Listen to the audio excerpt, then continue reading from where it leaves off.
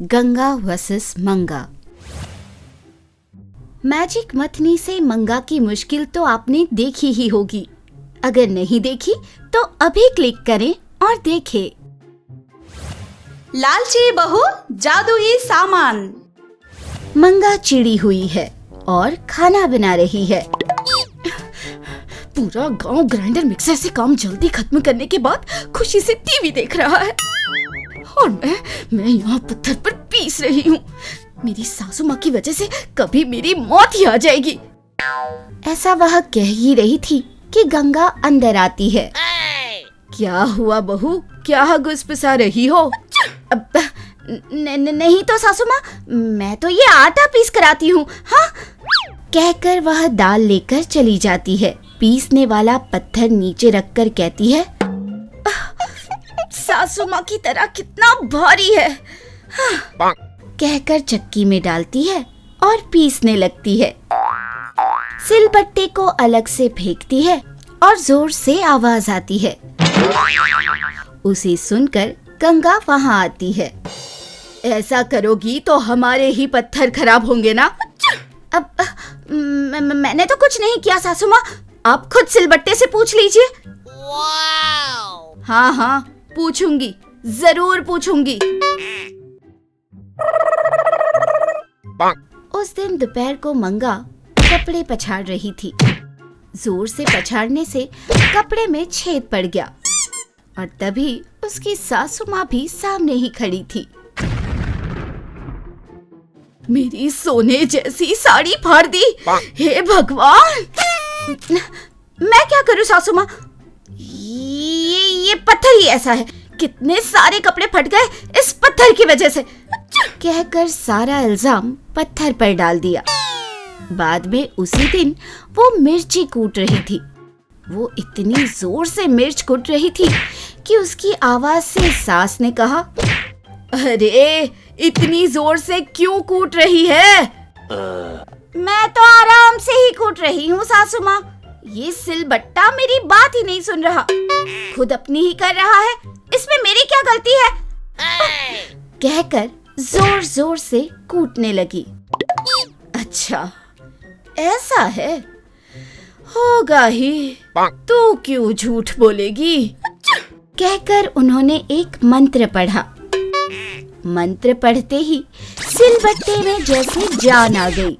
सिलबट्टे से हवा चली और उसकी सारी मिर्ची बहू की आंख में जा गिरी। मिर्ची, ओहो मिर्ची, मेरी आंखें जल गई। Oh no! कहकर वह चिल्लाने लगी। वो चीख रही थी और इधर उधर भाग रही थी और सिलबट्टा खुद गोल घूम रहा था और मंगा के पैर पे आ गिरा। Oh no! मेरा पैर! ओह भगवान! मेरा पैर! मंगा के सामने सिलबट्टा हंस रहा था। हाँ? आश्चर्य से वो देखने लगी। तभी गंगा वहाँ आती है। क्या हुआ? यह पूछने लगी। तब सिलबट्टा बोला, अरे मैं ही आकर इस सिलबट्टी के ऊपर खासा, तभी ये मिर्ची जाकर उसकी आंख में जा गिरी, इसमें उसका कोई कसूर नहीं। तभी सिलबट्टे का मूसल बोला, मैं अपने आप डोलते हुए आकर मंगा के पांव पर आ गिरा। आंखों के सामने बात कर रहे सिलबट्टे को देखकर मंगा को सारी बात समझ आ गई। क्यों सासू माँ, आपके पास जादू है इसलिए आप मुझे सता रही हैं, है ना? मैं तो ऐसे ही बोल रही थी और आपने मैजिक से उसे सच बनाकर मेरी आंखें जला दी। मैं आपको बाद में देख लूंगी। लालची बहू और जादुई किताब। एक दिन सुबह सुबह मंगा के घर के बाहर एक बड़ी सी कार आकर रुकी। सास बहू उस गाड़ी की तरफ घूरने लगे। हाँ, हमारे घर कौन कार में आ गया? हाय, इतनी बड़ी कार! कहकर दोनों उस कार की ओर देखने लगे। उसमें से एक औरत महंगी साड़ी पहनकर, काले चश्मे पहनकर बड़ी स्टाइल से उतरी और उनके घर की ओर बढ़ी। मंगा ने उसे देखा, फिर आसमान की ओर देखा। बारिश के आसार नजर आए। बिना धूप के काला चश्मा लगाने वाली पागल जरूर मेरे घर के पागल लोगों के लिए ही आई होगी, उसने मन में सोचा। सुनो बहू, लगता है तुम्हारे गांव से कोई आया है। हाँ, इस बुढ़िया के तो खून में ही ताने भरे हुए हैं। अब कौन चाहिए? कमला, मैं तुम्हारी बचपन की सहेली कमला। इतनी जल्दी भूल गई तुम मुझे? चश्मा निकालकर उस औरत ने कहा। कमला, तू कितनी बदल गई है। पहले तो उलझे हुए बाल और चलती नाक होती थी, अब ये महंगी गाड़ी, ड्राइवर और ये महंगी साड़ी। लॉटरी लगी है क्या तेरी? कहकर उसने अपने दोस्त को अपने पास खींचा। सासू माँ, ये मेरी बचपन की सहेली है। बचपन में तो एकदम झल्ली थी, अब देखो क्या हो गया है इसे।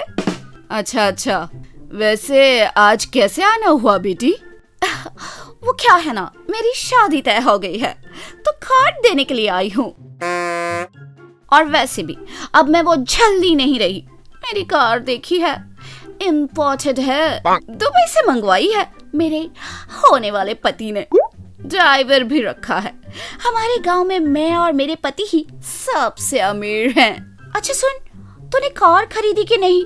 ओहो, मैं ही पागल हूँ। अगर कार ले लेती तो इस घर में क्यों रहती? एनीवे, हाँ, तू फिक्र मत कर, मैं अपनी कार भेजूंगी तो उसमें आराम से एसी में आना और पेट भरकर खाकर जाना, ठीक है? कहकर वह अपनी शादी का कार्ड देकर चल पड़ती है। ड्राइवर उसके लिए दरवाजा खोलता है और उसके बैठने के बाद दरवाजा बंद भी करता है। बचपन में तो एक फूटी कौड़ी नहीं होती थी इसके पास, और अब देखो कैसे उड़ रही है। कुछ भी करके इस बड़ी गाड़ी में उसकी शादी में जाना ही होगा, तभी उसकी अकल ठिकाने आएगी, ऐसा गंगा सोचती है। तभी बारिश शुरू होती है और मंगा का पति रवि घर आता है। ओ घरवाली, जरा मेरा छतरी तो लाना। बहू, जरा वो छतरी अपने ससुर को तो देना। सुनते ही गंगा अंदर जाती है और धूल भरी छतरी को 2 बार जमीन पे मारती है। छतरी इतनी पुरानी थी कि टूट गई। बहुत देर से बहू के ना आने पर मंगा अंदर जाती है। अरे, ये क्या कर दिया तूने? ये तुम्हारे ससुर के परदादा की थी। अगर उन्हें पता चला कि तूने उसे तोड़ दिया है तो वो नहीं छोड़ेंगे। अब क्या करें? चल, तू बिना आवाज के मेरे साथ चल। चल, कहकर वह अपने पुरानी पेटी से एक किताब और कलम निकालती है। ये क्या, छतरी चाहिए थी और किताब और कलम निकाल रही है, ऐसा सोचती है। तभी आंगन से, ओ मंगा, छतरी ला रही है कि नहीं? हाँ, जरा रुकिए, आ रही हूँ, कहकर जल्दी से उस किताब से एक छतरी बनाती है और छतरी सच में बन भी जाती है, बिल्कुल असली की तरह। उसे लेकर मंगा ने बहू को दिया और कहा, जा, इसे ले जा और अपने ससुर को जल्दी से दे दे, जा। उस छतरी को देखकर गंगा को एक आइडिया आता है। दूसरे दिन पलंग पर लेटी हुई सास के पैर दबाते हुए वह कहती है, अब सुनिए सासू माँ, मुझे कुछ चाहिए। क्या चाहिए? कुछ नहीं सासू माँ, आपको तो पता ही है, मेरी दोस्त कमला की शादी है। वो आई थी ना बुलावा देने, आप तो जानते हैं वो कितना फेंक रही थी। मुझे भी उसी की तरह बड़ी सी गाड़ी में जाना है उसकी शादी में। क्या कहा? गाड़ी, वो भी बड़ी? इतनी बड़ी कार कहाँ से लाऊंगी मैं? सासू माँ, आपने किताब में से छतरी बनाई तो बन गई ना, बिल्कुल उसी तरह मैं आपकी किताब में कार बनाऊंगी और उसकी शादी में बड़ी सी कार में जाकर आऊंगी। दे तो दूंगी, पर तुझ में लालच भी तो है और ऊपर से तेरी कलाकारी भी खराब। क्या सासू माँ, आपको नहीं पता, मैं अपने स्कूल के ड्राइंग में अव्वल आती थी, अव्वल। मेरी कलाकारी पर तो मेरी टीचर भी फिदा थी। यकीन नहीं आता तो पहले आपको उतार कर दिखा दूं कार। कहकर वह भीख मांगने लगती है। सास मान जाती है और तब से बहू इंटरनेट पे गाड़ियों की तस्वीर देखने लगती है। उसने कार बनाने की कोशिश तो बहुत की पर बना नहीं पाई। हे भगवान, कार बनाना इतना मुश्किल कब से हो गया? इस बार तो मुझे बनाना ही होगा। इस बार से उसने पूरी शिद्दत से एक BMW बनाना सीख लिया और मैजिक बुक में कार बनाई। बस और क्या था, एक बड़ी सी कार उसके घर के आगे खड़ी हो गई। ये सब देखकर मंगा सब समझ जाती है। इस बेवकूफ को जितना भी बोलो समझेगी नहीं। पता नहीं अब कौन सा बवाल खड़ा करेगी ये। देखिए सासू माँ, मैं इस कार में उसकी शादी में जाऊंगी और ठाठ से उसके सामने हॉर्न बजाऊंगी और उसका मुंह खुला का खुला रह जाएगा। कहकर खुशी खुशी कार में बैठकर उसे चलाने लगती है। रवि बाहर से आते हुए दिखता है।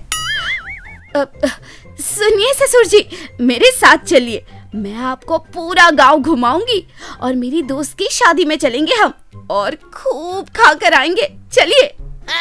शादी? बिल्कुल बिल्कुल।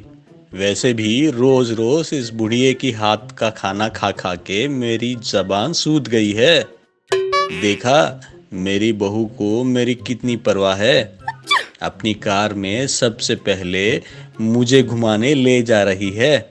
मैं जाकर आता हूँ।